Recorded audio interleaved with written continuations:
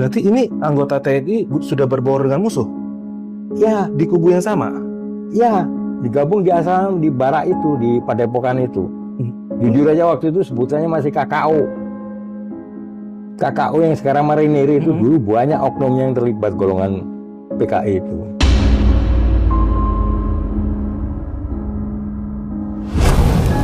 Kamu tahu nggak musuh kamu? Nggak tahu kan, kita catam. KKO, kamu tahu nggak?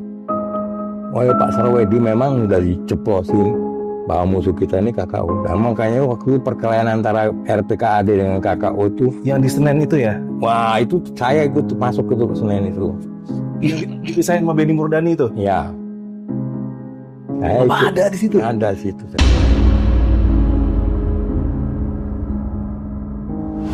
Kira-kira mereka bohong kalau nggak terlibat, gitu loh. Bahkan waktu itu masih pengaruhi politik itu PKI itu, komunis itu. Bukan hanya KKO, Angkatan Udara juga, Angkatan Darat juga ada. Jadi ini intinya pengaruh dari luar sebetulnya, gitu ya.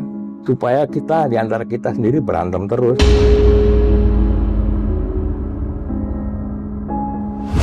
Akhirnya sampai ada yang meninggal saat itu, Pak? Iya, banyak.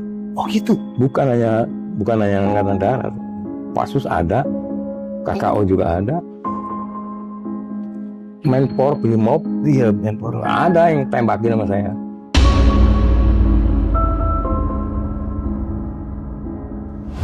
Senayan sana loh. Oh gitu? Ini saya berhenti di depan barisan dia. Ayo, siapa yang ngomong tadi? Satu kompi. Siapa yang buka suara tadi? Ayo, siapa yang bilang Cara Soeharto? Yang itu kakak saya. Ayo. Komandannya perwiranya juga goblok. Saya masih kopral. Pak Luhut itu ngejar saya. Kas, ada apa nih? Jangan kas. Saya udah tarik senjata, saya udah buka. Magasin saya udah lengkap.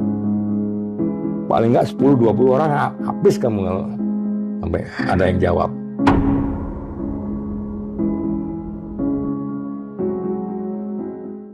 Wiranto belum cukup dan saya selalu bilang Itu saya dari Purworejo dari bawah.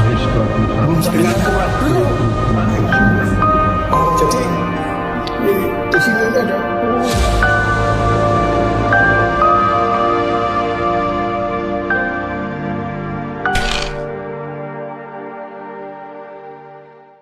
Padahal yang digandeng itu kan 2 orang besar-besar yang pegang tahanan ini. Dibanting saya, jadi repek nggak pikir panjang.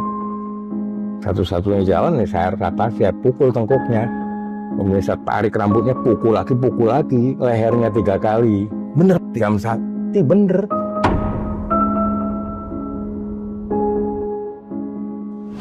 Informasinya tidak ada pasukan kawan di sana.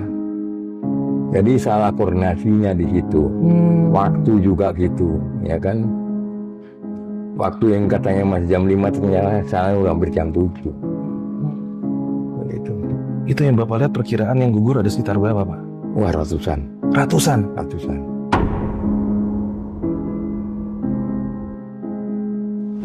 Saya bergerak cepat dan aman. Dan akan saya balaskan teman-teman saya. Mau pulang kemana? Saya mau kemana lagi? Sendirian.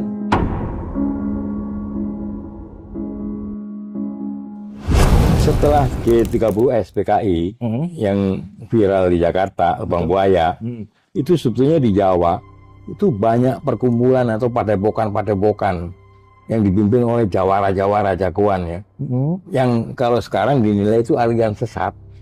Ya. Jadi kejawen, segala macam Kanoragan itu orang-orang yang mau dinas sering ngambil ilmunya di sana.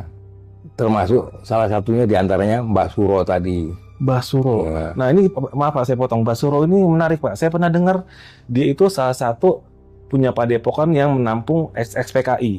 Katanya Ya, udah betul, gitu betul. dia memiliki ilmu kebal. Betul. Nah itu gimana ceritanya itu Pak? Jadi memang padepokan atau perguruan seperti itu di Jawa Timur itu banyak. Bukan hanya Mbak Suro sebetulnya kalau untuk Kanoragan atau ilmu kekebalan. Nah kebetulan di situ ditampunglah orang-orang buronan yang dikejar-kejar sama TNI ini, ngumpetnya di situ. Kaum kiri ini. Iya, di situ mau nyusun kekuatan lagi.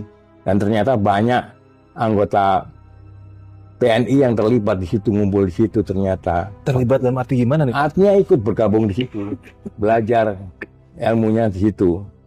Gitu. Berarti ini anggota TNI sudah berbaur dengan musuh Ya, di kubu yang sama. ya, digabung di asal di barak itu, di Padepokan itu. Jujur aja waktu itu sebutannya masih KKO. KKO yang sekarang Marinir itu dulu banyak oknumnya yang terlibat golongan PKI itu. Oh, Bergabungnya di situ. Gitu. oh gitu. Ya, sedangkan pada saat itu saya masih dalam pendidikan. Mm-mm. Oleh Pak Sarwaydi dikasih tahu, kalau malam minggu ini tidak ada perkelahian, cerita berkelahi, minggu depan nggak ada pesiar. Kamu tahu nggak musuh kamu? Nggak tahu kan, kita catam. KKO, kamu tahu nggak? Oleh Pak Sarwaydi memang udah diceplosin bahwa musuh kita ini KKO. Dan makanya waktu perkelahian antara RPKAD dengan KKO itu, Yang di Senen itu ya? wah itu saya ikut masuk ke Senen itu. Yang dipisahin sama Benny Murdani itu? Ya. Saya Apa ikut, ada di situ? ada di situ saya. Gimana tuh Pak kejadiannya Pak? Saya di Megaria itu saya hantam 2 orang jatuh langsung. KKO juga saya itu yang hantam. Wah, itu gara-gara awalnya kenapa Pak?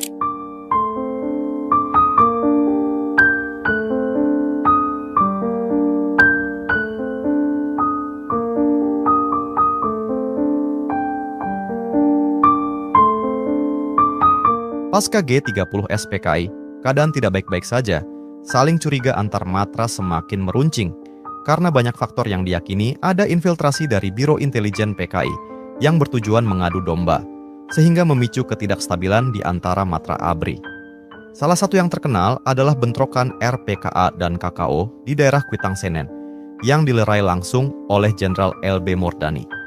Situasi ini berlangsung cukup serius sehingga dari era 1965 sampai 1969 banyak memakan korban yang mungkin saat itu tidak dipublikasikan. Gesekan antar kesatuan ini mereda di tahun 1969. Presiden Soeharto mencanangkan integrasi ABRI di bawah satu panglima. Semoga kisah pahit ini menjadi pelajaran sejarah bangsa kita dan tidak akan pernah terulang lagi. Ya kecemburuan tadi dari awal PKI tadi, G30S tadi. Oh sudah ada gesekan dari Iya, sana. jujur aja mereka bohong kalau nggak terlibat. Gitu loh. Bahkan waktu itu masih pengaruhi politik itu PKI itu komunis itu. Bukan hanya KKO, Angkatan Udara juga, Angkatan Darat juga ada. Jadi ini intinya pengaruh dari luar sebetulnya. Gitu ya. Supaya kita di antara kita sendiri berantem terus. Mereka memang punya biro khusus yang untuk membina para tentara. Betul. Iya. Bahkan yang dikirimkan 1 batalion dari Jawa Tengah untuk G30S di Lubang Buaya itu kan ada Angkatan Darat juga. Betul. Nah, Banteng Rider itu ya kalau ya. salah. Oke. Akhirnya dari percikan-percikan ini sampai konflik di lapangan. Betul, akhirnya prajuritnya, anggotanya yang di lapangan itu yang konflik terus-terusan. Jadi, ya. Itu sempat hanya sekedar adu fisik akhirnya itu. Betul. Saling, Oh gitu. iya. Banyak waktu itu yang juga saling Gimana Pak awalnya itu gimana lagi gimana? Kok ya bisa tahu-tahu sekarang ketemu berantem. tawuran aja gitu udah? Ya, bukan. Kopassus nggak pernah tawuran rame-rame gitu. Jalannya sendiri-sendirian, nggak boleh pakai dinas. Oke. Kalau RPKAD, pesiar tuh nggak boleh pakai dinas. Kebetulan yang pakai dinas mungkin pulang dari jauh karena ada ketentuannya. Kalau masuk ke wilayah garnison lain harus pakai dinas kan gitu dulu. Itu pakai dinas. Lama-lama kita sengaja nggak usah pakai preman lagi, pakai dinas aja di Jakarta akhirnya. Oke. Cari musuh akhirnya. Jujur aja. Akhirnya sampai ada yang meninggal saat itu Pak. Iya. Banyak. Oh gitu. Bukan hanya Angkatan Darat. Kopassus ada, KKO juga ada, Menpor, Brimob, Iya Menpor. ada yang tembakin sama saya. Kenapa kalau Menpor itu Pak? Ya sama Sama. mereka. Jadi apa namanya konfliknya itu nggak tahu awalnya kayak apa gitu. Saling foto terus tangan ribut berantem kayak anak kecil itu. Wah. Oh berarti gesekannya kencang Jadi- Pak saat itu ya? Pengaruh komunis ini luar biasa. Makanya sampai zaman Pak Harto Orde Baru itu dikatakan hati-hati, bahaya laten komunis. Dan ini udah muncul tanpa kita ketahui. Jokowi itu siapa? Bapaknya juga tahanan Nusa Kambangan kan, ditahan 2 tahun setengah itu. Ibunya juga keturunan. Bener-bener Megawati Kendika pernah bilang Jokowi sana. Jadi ini hati-hati ke depan nanti bahaya laten ini masih mungkin terjadi. Dan ingat sadar bahwa ini pengaruh dari kepentingan orang luar semua. Supaya kita diadu-adu terus, ribut terus. Sampai sekarang aja di kabinet ini kan ribut terus, hanya ribut kursi aja kan gitu. Nah ini ada yang menarik nih Pak. Saya pernah dengar ada salah satu semboyan yang sampai hari ini masih terdengar kalau hitam kata Bung Karno, hitam kata KKO. Artinya saat itu KKO ini memang Soekarnois sekali. Dan itu menurut Bapak kenapa tuh mereka begitu Pak? Ya karena pengaruh agitasi politik sebetulnya. Oke. Ya, pada waktu itu yang kena pengaruh duluan ya seperti KKO. Bukan hanya KKO, Angkatan Darat juga ada kena pengaruh kayak gitu, ada. Angkatan Udara pun ada. Tapi nggak semua, apalagi Angkatan Udara, pentolannya malah. Iya. Karena saya ada kakak sepupu saya yang lulusan PGT pertama ada di Halim situ dulu. Dia jaganya gudang